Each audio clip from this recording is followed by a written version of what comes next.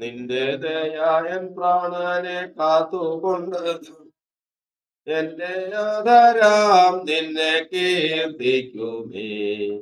എന്റെ ആദരാം നിന്നെ കീർത്തിക്കുമേ. എന്റെ ജീവകാലമെല്ലാം പുതുഗാനത്താൽ അതുല്യ നാമത്തെ സ്തുതിച്ചിടുമേ. എന്റെ ജീവകാലമെല്ലാം പുതുഗാനത്താൽ അതുല്യ നാമത്തെ സ്തുതിച്ചിടുമേ. സ്തോത്രഗാനങ്ങൾ പാടി പുകട്ടിടുമേ. എല്ലാ നാളിലും എൻ ജീവിതത്തിൽ സ്തോത്രഗാനങ്ങൾ പാടി പുകട്ടിടുമേ. എല്ലാ നാളിലും എൻ ജീവിതത്തിൽ. നമുക്കെല്ലാവർക്കും എഴുന്നേറ്റ് നിന്ന് ഒന്നാമത്തെ സങ്കീർത്തനം വായിച്ച് കർത്താവിന്റെ പാദപീഠത്തിലായിരിക്കാം. ഒന്നാമത്തെ സങ്കീർത്തനം, സങ്കീർത്തനം 1 പറയുന്നത് തന്നെ ആവർത്തിച്ചാൽ മതി. ദുഷ്ടന്മാരെ ആലോചന പ്രകാരം നടക്കാതെയും പാപികളുടെ വഴിയിൽ നിൽക്കാതെയും പരിഹാസികളുടെ ഇരിപ്പിടത്തിൽ ഇരിക്കാതെയും യഹോവയുടെ ന്യായപ്രമാണത്തിൽ സന്തോഷിച്ച് അവന്റെ ന്യായപ്രമാണത്തെ രാപ്പകൽ ധ്യാനിക്കുന്നവൻ ഭാഗ്യവാൻ. അവൻ ആറ്റരികത്ത് നട്ടിരിക്കുന്നതും തക്ക കാലത്ത് ഫലം കായ്ക്കുന്നതും ഇല വാടാത്തതുമായ വൃക്ഷം പോലെ ഇരിക്കും. അവൻ ചെയ്യുന്നതൊക്കെയും സാധിക്കും. ദുഷ്ടന്മാർ അങ്ങനെയല്ല, അവർ കാറ്റ് പാറ്റുന്ന പതർ പോലെ അത്രേ. ആകയാൽ ദുഷ്ടന്മാർ ന്യായവിസ്താരത്തിലും പാപികൾ നീതിമാന്മാരുടെ സഭയിലും നിവർന്നു നിൽക്കുകയില്ല. യഹോവ നീതിമാന്മാരുടെ വഴി അറിയുന്നു, ദുഷ്ടന്മാരുടെ വഴിയോ നാശകരമാകുന്നു. കർത്താവിന് സ്തോത്രം. പരിശുദ്ധനായ ദൈവമേ, സ്വർഗ്ഗസ്ഥ പിതാവേ, ഞങ്ങൾ കർത്താവിന്റെ സന്നിധിയിൽ വായിച്ച സങ്കീർത്തനത്തിനായി സ്തോത്രം. ഈ പ്രാർത്ഥനയ്ക്കായി കർത്താവിനെ സ്തുതിക്കുന്നു. ആരാധനയെ കർത്താവ് അനുഗ്രഹിക്കണമേ, അംഗീകരിക്കണമേ. എല്ലാ ഹൃദയങ്ങളെയും കർത്താവ് സ്പർശിക്കണമേ. വിശേഷ വിദേശത്തായിരിക്കുന്ന ജീവിതങ്ങൾ, ഇത് കർത്താവ് ബാംഗ്ലൂരായിരിക്കുന്ന ജീവിതങ്ങൾ, മറ്റ് പല ഇടങ്ങളിലായിരിക്കുന്ന എല്ലാവരെയും എന്റെ കർത്താവ് ഈ ആരാധന മൂലം കർത്താവ് വിടുതലിലേക്കും ആശ്വാസത്തിലേക്കും വഴി നയിക്കേണ്ടതിന് വേണ്ടി നാഥ ഞങ്ങൾ പ്രാർത്ഥിക്കുന്നു. നാം മഹത്വെടുക്കുവാനായിട്ട് നിക്കരങ്ങളിലേക്ക് താഴ്ത്തും അനുഗ്രഹിക്കണമേ. കർത്താവെ, ഞങ്ങൾക്ക് വേണ്ട ദൂതുകളും ആലോചനകളും ദൈവശക്തിയും സ്വർഗത്തിൽ നൽകി തരുമാറാണ്. തിരുനാം മഹത്വെടുക്കാറാകട്ടെ. കർത്താവെ, യേശുവെ, എല്ലാ മനോബോധവും യേശു എവിടത്തേക്കായിരിക്കണം? യേശുവിന്റെ നാമത്തിൽ തന്നെ. നമുക്കിരിക്കാം. കർത്താവിന്റെ പരിശുദ്ധ നാമത്തിന് മഹത്വം ഉണ്ടാകുമാറാകട്ടെ. എല്ലാവർക്കും ക്രിസ്തുയേശുവിന്റെ ധന്യമായ നാമത്തിൽ സ്നേഹവന്ദനത്തെ അറിയിക്കുന്നു. ദൈവത്തിന്റെ വചനപ്രകാരം നമ്മൾ ഇന്ന് ആരാധനയ്ക്ക് കടന്നു വന്നിരിക്കുകയാണ്. ആരാധന, അതിന്റെ വിവിധ വശങ്ങളെ കുറിച്ചെല്ലാം നമ്മൾ ധാരാളമായി പഠിച്ചിട്ടുണ്ട്, കേട്ടിട്ടുണ്ട്. ദൈവഭക്തന് മറ്റെല്ലാറ്റിനേക്കാൾ വലുതാണ് ആരാധന. കാരണം തന്റെ ജീവിതത്തിൽ ഏത് ആരാധനയിലാണ് കർത്താവ് നമുക്ക് അനുഗ്രഹവും വിടുതലും വെച്ചിരിക്കുന്നതെന്ന് നമുക്ക് അറിയില്ല. അതുകൊണ്ട് നിങ്ങളുടെ സഭായോഗങ്ങളെ ഉപേക്ഷയായി വിചാരിക്കരുതെന്ന് ദൈവത്തിന്റെ വചനം പറയുന്നു.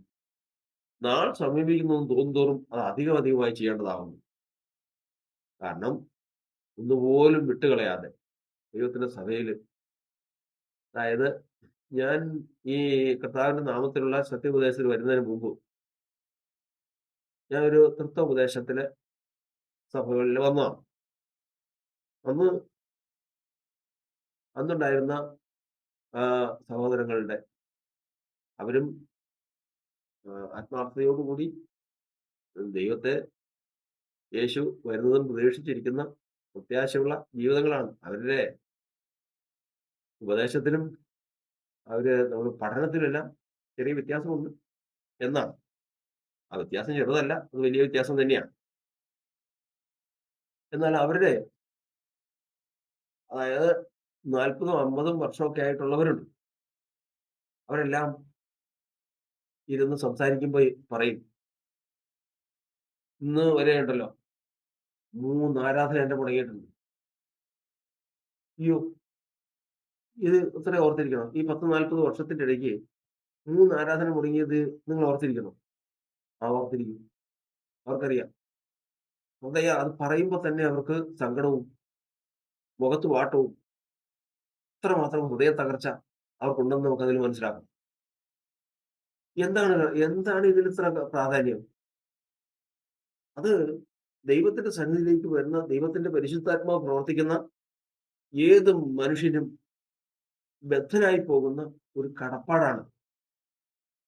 അത് ഒരു അതെന്താന്ന് വെച്ച് കഴിഞ്ഞാൽ, അത് വരുന്ന ഒരു സ്വാഭാവിക മാറ്റമാണ്. അവർക്ക് അത് അത്രയും വിലപ്പെട്ടതാണ്. ഇത് ഈ ഭക്തന്മാര് കാണുന്നതിനേക്കാൾ കൂടുതൽ ജാതികൾ കാണുന്നതാ. ജാതികൾ മുഴുവൻ നോക്കിക്കൊണ്ടിരിക്കുക.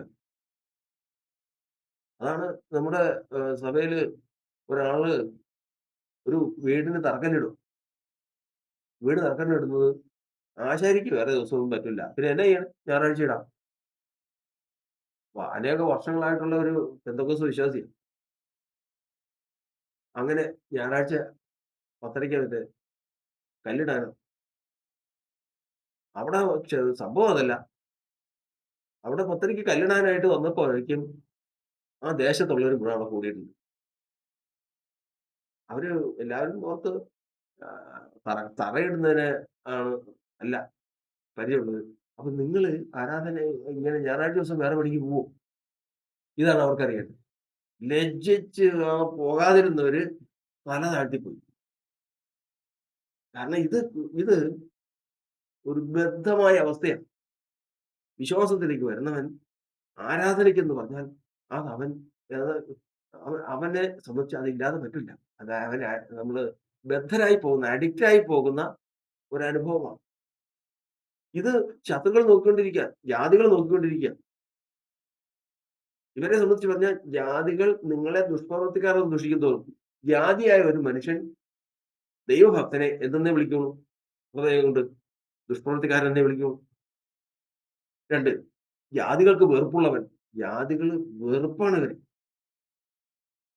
മാത്രമല്ല ഇവര് വഴി തെറ്റിയാൽ അടുത്ത് കൂടും. ഇവര് കൃപയിൽ നിന്ന് കഴിഞ്ഞാൽ അവർക്ക് ഭയമായി. ഇവരേതെങ്കിലും കാര്യം സാധിച്ചു കിട്ടിക്കഴിഞ്ഞാൽ അവർ തങ്ങൾക്ക് തന്നെ അല്പന്മാരായി തോന്നി. ഇവർക്ക് എന്തെങ്കിലും വീഴ്ച വന്ന് ഇവരെ ശിക്ഷിക്കാനുണ്ടെങ്കിൽ ജാതികൾ അവരുടെ നേരെ പൊക്കിട്ട് കയറാൻ വരും. അടയാളങ്ങളാ. നമ്മൾ അയൽവക്കത്ത് താമസിക്കുന്നതും ആയിട്ടുള്ള ജാതികളുടെ അവരുടെ ഒന്ന് നോക്കിയാൽ മതി. ചിലപ്പോ എന്ത് സ്നേഹാന്നറിയോ? ആരാധനയ്ക്ക് രാവിലെ മീൻ മേടിക്കാൻ പോയിട്ട് ഒരാള് ഞങ്ങൾ താമസിക്കുന്നതിന്റെ തൊട്ട് താഴത്ത് താമസിച്ചവരാ. ആരാധനയ്ക്ക് രാവിലെ ഒരു ജാതിയായ ഒരാൾ ചോദിച്ചിട്ട് എനിക്ക് മീൻ മേടിക്കാൻ പോണം. ഒരാൾ കൂട്ട് വേണം. വരുവോ? ഞാൻ വരാന്ന്. എന്തൊക്കെ സാരം പറഞ്ഞു ഞാൻ വരാന്ന്. എന്നാ സ്നേഹം? എന്താ സ്നേഹം? അപ്പൊ ഒരാൾ അങ്ങോട്ട് വഴി തെറ്റിക്കഴിഞ്ഞാൽ അതായത് ഗേഹസി ചെല്ലുന്ന പോലെയാ. ഗേഹസി എലീശ പ്രവാചകൻ പറഞ്ഞു. എലീശ പ്രവാചകനോട് നയമാൻ പറഞ്ഞ് ഞാൻ ദേ ഒരു ഇത്തിരി പ്രതിഗ്രഹം സമ്മാനം കൊണ്ടുവന്നിട്ടുണ്ട്. സമ്മാനം എന്ന് പറഞ്ഞു കഴിഞ്ഞാൽ സമ്മാനം കൊടുക്കുന്നത് അർത്ഥപഠനക്കാരനല്ല. കൊടുക്കുന്നത് ഒരു എന്തെങ്കിലും അരി മേടിക്കാനുള്ള കാശോ അല്ലെങ്കിൽ ഗോതമ്പ് മേടിക്കാനുള്ള കാശോ മീൻ മേടിക്കാനുള്ള കാശോ അല്ല. പിന്നെയോ ഒരു രാജ്യത്തിലെ സമ്പത്തിന്റെ നല്ലൊരു ഭാഗം അങ്ങോട്ട് കൊടുക്കാൻ കഴിവുള്ളവനാ പറയുന്നത് ഒരു സമ്മാനം തരാമെന്ന്. എലീശാ പ്രവാചകൻ പറഞ്ഞു ഞാൻ യഹോവയാണ് ഞാൻ നിന്റെ കയ്യിൽ നിന്ന് മേടിക്കില്ല. അങ്ങ് പോയി കഴിഞ്ഞപ്പോഴത്തേക്കും നിന്ന് ഒരാളുടെ ഉള്ളു കത്തുക ഗേഹസി. പുറകെ ഓടിച്ചെന്നതിന് ശേഷം ഒരു നുണ പറഞ്ഞു. ഒരു കൂട്ടം വസ്ത്രവും വൃത്തി തരാൻ പ്രവാചകൻ പറഞ്ഞു വിട്ടു. അവനോട് മുട്ടി നിൽക്കുക. കാരണം കുഷ്ഠരോഗം ഇത് എങ്ങോട്ടാ പോണേന്നുള്ളത് ചിറകെട്ടി നിർത്തിയേക്കണ പോലെ നിൽക്കുക. ഇത് എങ്ങോട്ടാ പോകണ്ടേന്ന് നോക്കി നിൽക്കുക. ഒരു കൂട്ടം ചോദിച്ചപ്പോൾ അവൻ പറഞ്ഞു 2 കൂട്ടം വാങ്ങണമേ. അപേക്ഷിക്കുക. ഇതിങ്ങനെ ജാതികൾ ഇതുമായിട്ട് നിൽക്കുന്ന അതിരിട്ട് നിൽക്കുന്ന ചില വിഷയങ്ങളുണ്ട്. ഞാൻ പറഞ്ഞു വരുന്നില്ല. കാരണം അത്ര ഭയങ്കരമാണ് ആരാധന എന്ന് പറയുന്നത്. അവര് സദാ നോക്കിക്കൊണ്ടിരിക്കുക. ആരാധന കഴിഞ്ഞ് വരുമ്പോ ആരാധനയിൽ വചനത്തിൽ നമ്മൾ പഠിക്കുന്നത് ഇവരെ ബന്ധിക്കപ്പെട്ടവരായി പിടിച്ചുകൊണ്ട് വന്നപ്പോൾ അവർ ചോദിച്ച ചില കാര്യങ്ങളാ.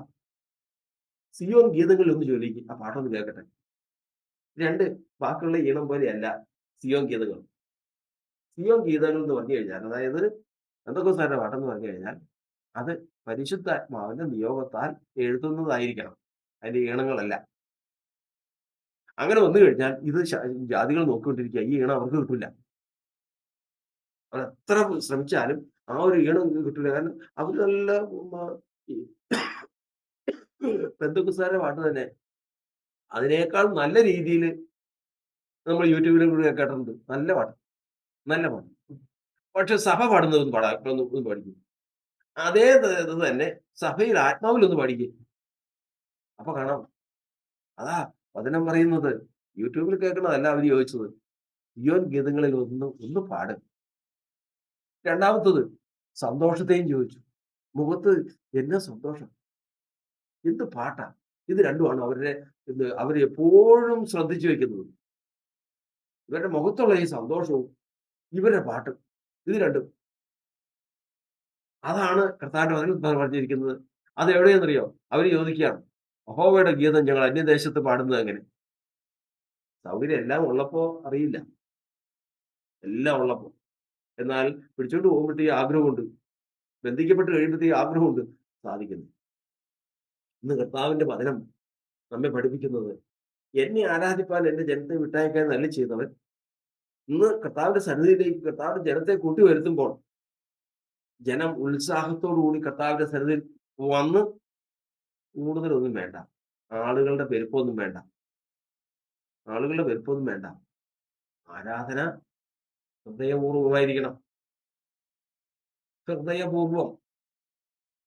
ആ ആരാധനയ്ക്കാണ് അതിന്റെ വിടുതലുള്ളത്. നമ്മള് സങ്കീർത്തനത്തിൽ വായിക്കുന്നുണ്ട്. ഞാൻ യഹോവയോട് ഉറക്കെ നിലവിളിക്കുന്നു. യഹോവ എന്റെ പ്രാർത്ഥന കേൾക്കുന്നു. ആ അപ്പൊ ഒരു സംശയം. അപ്പൊ നമ്മുടെ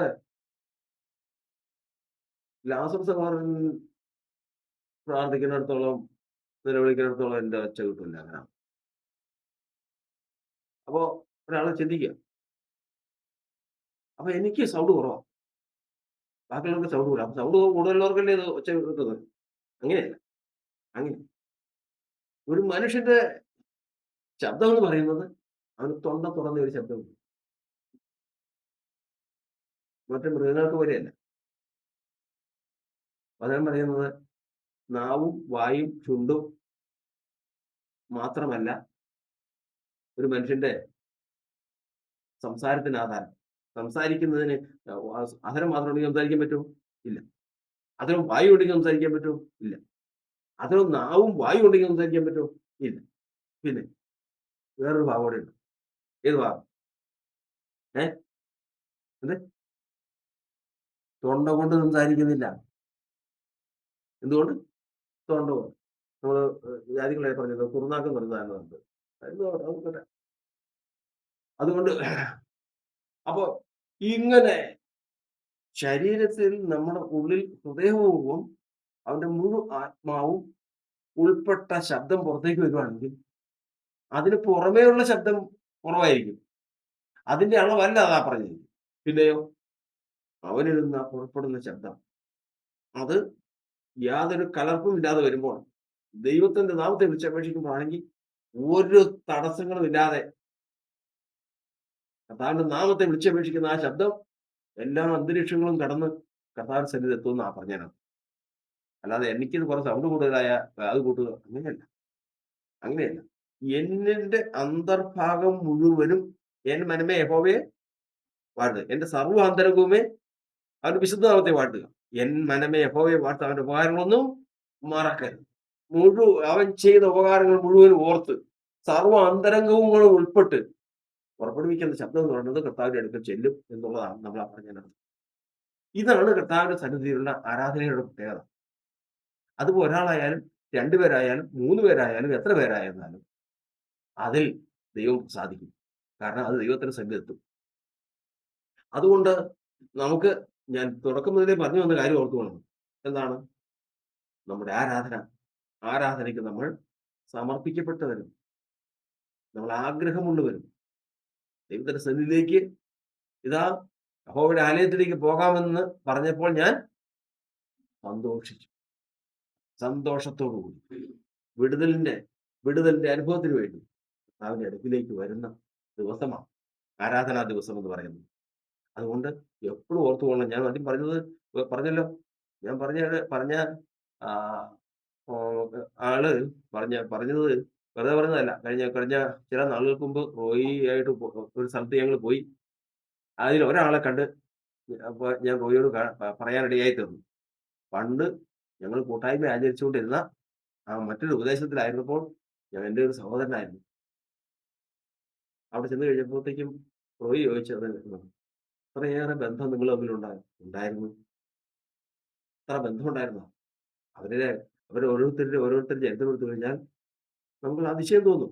പക്ഷെ അവർക്കൊന്നും ലഭിക്കാത്ത ഈ വചനത്തിന്റെ സത്യമാണ് കർത്താവ് കൃപയാൽ നമുക്ക് തന്നിരിക്കുന്നത്. അദ്ദേഹം ഏകദേശം എനിക്ക് തോന്നുന്നതിന് 15 വർഷം, എത്രയോ വർഷങ്ങൾ ഉണ്ടായിരുന്നു ഒരു കമ്പനിയിൽ ജോലിയായിട്ട്. അദ്ദേഹത്തിന് അത് റിഫൈനറിയിലെ ഷിഫ്റ്റ് എന്ന് പറഞ്ഞാൽ എങ്ങനെയാണെന്നറിയാമോ? കർശനമാണ്. തിങ്കളാണെങ്കിൽ ചൊവ്വ, ബുധൻ, വ്യാഴം, ഞായറാഴ്ച എല്ലാം ഉണ്ടാവും. പക്ഷേ ഈ ഞായറാഴ്ച ഇദ്ദേഹത്തിന്റെ ആരാധനയുടെ ദിവസം വരുമ്പോഴേക്കും തന്റെ ആരോടെങ്കിലും പറഞ്ഞ് എനിക്ക് പിറ്റേ ദിവസം ഞാൻ പൊക്കോളാം, നിനക്ക് പോകാമെന്ന് ചോദിച്ചു. അങ്ങനെ അഡ്ജസ്റ്റ് ചെയ്ത് വേറൊരാൾ പോകും. ഞായറാഴ്ച പോവും. ഇയാള് ഇദ്ദേഹം ആരാധനയ്ക്ക് പോകും. ഇങ്ങനെ അദ്ദേഹം സാക്ഷ്യം പറയാ, "ഇത്രയും വർഷമായിട്ട് ഒരാരാധന മുടക്കാൻ എന്റെ ദൈവം സമ്മതിച്ചില്ല. ആഗ്രഹിക്കുന്ന ഹൃദയങ്ങളെ തൃപ്തിപ്പെടുന്ന ദൈവം." ഇന്ന് നമ്മൾ ആയിരിക്കുമ്പോഴും, നമ്മൾ പ്രാർത്ഥിക്കുമ്പോഴും, നമ്മൾ ആരാധിക്കുമ്പോഴും ഒരു കാര്യം ഓർത്തുകൊള്ളണം. കർത്താവേ, ഞാൻ പലപ്പോഴും അലക്ഷ്യമാക്കിയിട്ടുള്ളതും, ഞാൻ ശ്രദ്ധിക്കാതിരുന്നിട്ടുള്ളതും, ഞാൻ മനഃപൂർവ്വം മാറി നിന്നിട്ടുള്ളതുമായ കാര്യങ്ങളുണ്ട്. ഈ നിൽക്കുന്ന ഞാൻ അതിൽ നിന്ന് ആ സമയത്തുണ്ടായിരുന്ന തീക്ഷ്ണത ഇപ്പൊ ഇല്ല. പല പ്രാവശ്യവും പല സന്ദർഭങ്ങളിലും അത് മാറ്റം വന്നിട്ടുണ്ട്. ഇന്ന് ഇവിടെ പറയുന്നതിന്റെ കാരണം, സഹോദരങ്ങളെ, നമുക്കാർക്കും ആ ആരാധനയ്ക്കുള്ള കർത്താവ് വിളിച്ച വിളിയുടെ ശബ്ദം അപ്പോഴും ചെവിയിൽ മുഴങ്ങണം. എവിടെ? ആരാധനയ്ക്ക് വരുമ്പോ ആദ്യമായി കർത്താവ് വിളിച്ച വിളിയുടെ ശബ്ദം ചെവിയിൽ മുഴങ്ങണം. പോകുവാണ്. എങ്ങോട്ട് പോകുന്നു? മോറിയ മലയിലേക്ക് ആരാധിക്കാൻ പോവാ. 2 പേരേ ഉള്ളൂ. കൂട്ടുകാരെ എല്ലാം മാറ്റി. ഭാര്യയും കുടുംബത്തെ എല്ലാം മാറ്റി ആദ്യം വീട്ടിൽ വെച്ച് തന്നെ വിട്ട്. വിറകും തീയും ഒക്കെ ആയിട്ട് പോയി. 3 ദിവസത്തെ വഴിക്ക് മുമ്പ് ബാല്യക്കാരോടെല്ലാം പറഞ്ഞ്, "അവിടെ ഇരിക്കും, ഞാനും മോനും മാത്രം മതി ആരാധിക്കാൻ. വേറെ ആരും വേണ്ട." പോയി മലയിൽ പോയി ആരാധിക്കാൻ. ആരാധന അവിടെ നടത്തി. അത് എന്തിനു വേണ്ടിയിട്ടാ അത്രയും വലിയ ആരാധന? അത്രയും സ്ഥലത്ത് പോയത് എന്തിനു വേണ്ടിയിട്ടാണ്? വേറെ എങ്ങും സ്ഥലമില്ലാഞ്ഞിട്ടാണോ? മോറിയ മലയിൽ തന്നെ പോയി ആരാധിക്കാൻ എന്ത് പ്രയോജനം? എന്താണെന്നറിയാമോ?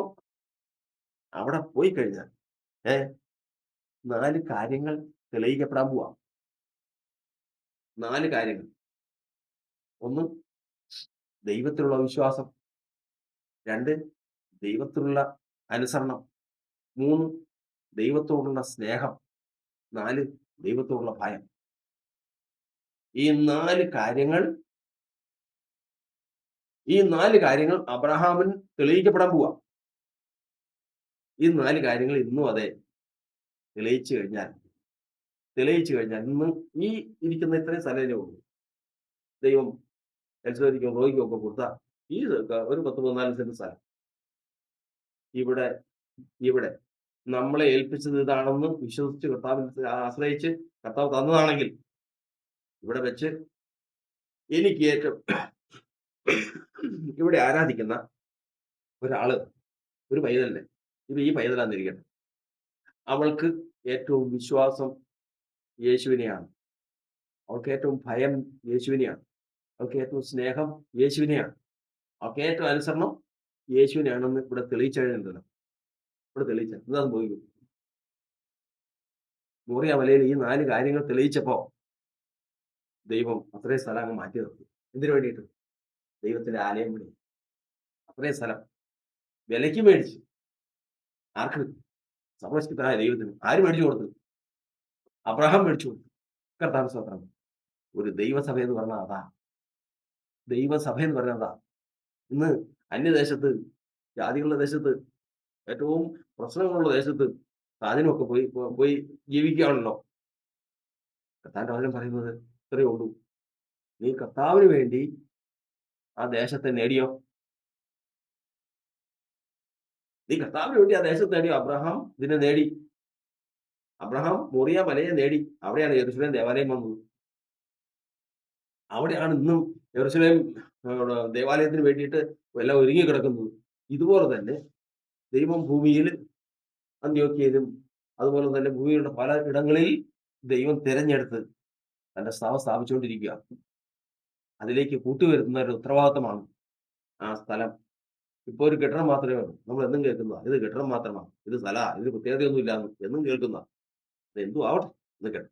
പക്ഷേ ഇത് കെട്ടിടമായിരിക്കാം, ഇത് സ്ഥലമായിരിക്കാം, എന്തും ആയിരിക്കാം. പക്ഷേ ഈ 4 കാര്യം തെളിയിച്ചിട്ടുണ്ടെങ്കിൽ ഈ സ്ഥലം കർത്താവിന് വേണ്ടി എഴുതുക, കർത്താവിന്റെ പേരിലേക്ക് എഴുതുക. അതായത് ഈ സകല ലോകവും ദുഷ്ടന്റെ അധീനതയിൽ കിടക്കുമ്പോൾ ഈ 4 കാര്യങ്ങൾ മനുഷ്യൻ തെളിയിച്ചാൽ ആ തെളിയിക്കപ്പെടുന്ന സ്ഥലം കർത്താവിന്റെ നാമത്തിൽ വേർതിരിഞ്ഞ് ആധാരം മാറുക. അപ്പോ എത്ര ഭയങ്കരമാണെന്ന് ഓർത്തുകൊള്ളുന്നു. നമ്മെ ോടുള്ള കർത്താവിന്റെ വിളിയും നമ്മെക്കുറിച്ചുള്ള ഉദ്ദേശവും ആരാധന എന്ന് പറയുന്നതിന് മഹാത്മ്യവും. കർത്താവിന്റെ സ്തോത്രം. അവിടെ വെച്ച് എന്തെല്ലാം കാര്യങ്ങളാ സംഭവിച്ചത്, എന്തെല്ലാം കാര്യങ്ങൾ സംഭവിച്ചു. മോറിയ മലയില് ഈ യാഗം കഴിക്കുമെന്ന് വന്നപ്പോൾ ദൈവം പറഞ്ഞു, അബ്രഹാമേ, ബാലിന്റെ മേൽ നീ കൈവയ്ക്കരുത്. ഇപ്പൊ എനിക്കൊരു കാര്യം മനസ്സിലായി. എന്ത് മനസ്സിലായി? എന്താ മനസ്സിലായി?